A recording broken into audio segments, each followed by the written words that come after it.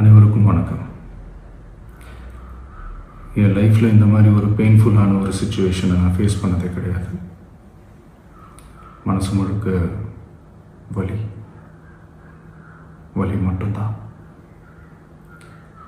இந்த சுற்றுப்பயணத்தில் என்னென்ன மக்கள் பார்க்க வராங்க, அதுக்கு ஒரே ஒரு காரணம் தான் அவங்க என் மேலே வச்சிருக்கிற அன்பும் பாசம்.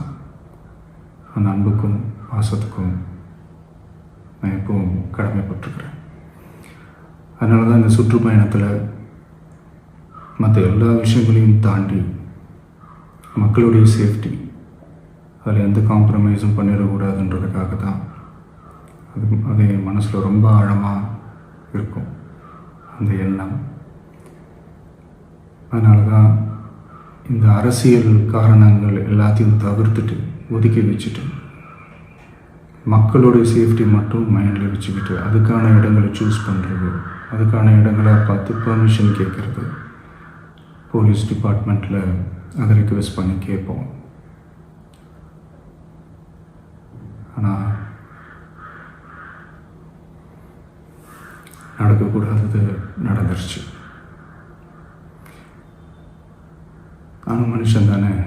அந்த நேரத்தில் அத்தனை பேர் பாதிக்கப்பட்டு இருக்கும்போது எப்படி அந்த ஊரை விட்டுட்டு என்னால் கிளம்பி வர முடியும்?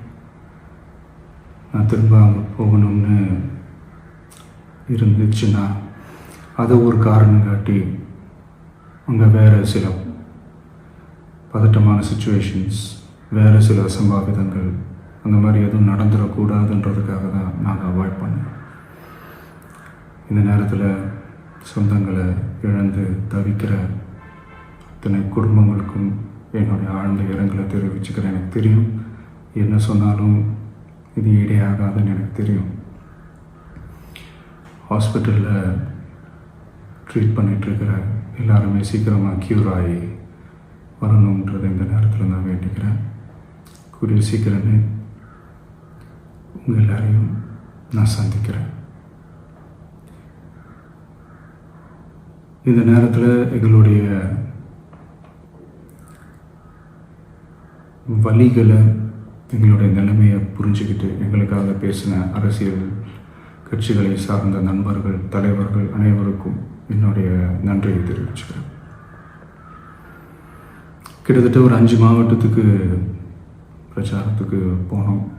இந்த மாதிரி எதுவுமே நடக்கல. ஆனால் கரூரில் மட்டும் ஏன் எப்படி நடக்குது, எப்படி நடக்குது? மக்களுக்கு எல்லா உண்மையும் தெரியும். மக்கள் எல்லாத்தையும் பார்த்துக்கிட்டு இருக்கிறாங்க.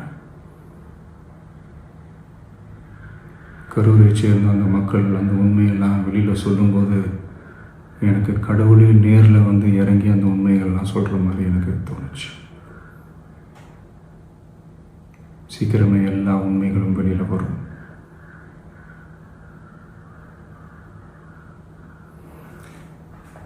எங்களுக்கு தரப்பட்ட இடத்துல நாங்கள் போய் அந்த ஸ்பாட்டில் நின்று நாங்கள் பேசிட்டு வந்தோம். அதை தாண்டி எந்த தவறும் எங்கள் சைடில் நாங்கள் எதுவுமே செய்யலை. பட் இருந்தாலும் எங்கள் கட்சியை சேர்ந்த நிர்வாகிகள், தோழர்கள் மேலே எஃப்ஐஆர், அது மட்டும் இல்லை சோஷியல் மீடியாவை சேர்ந்த நண்பர்கள், தோழர்கள் அவங்க மேலே எஃப்ஐஆர்லாம் போட்டு இப்போ பிடிச்சிக்கிட்டு இருக்கிறாங்க.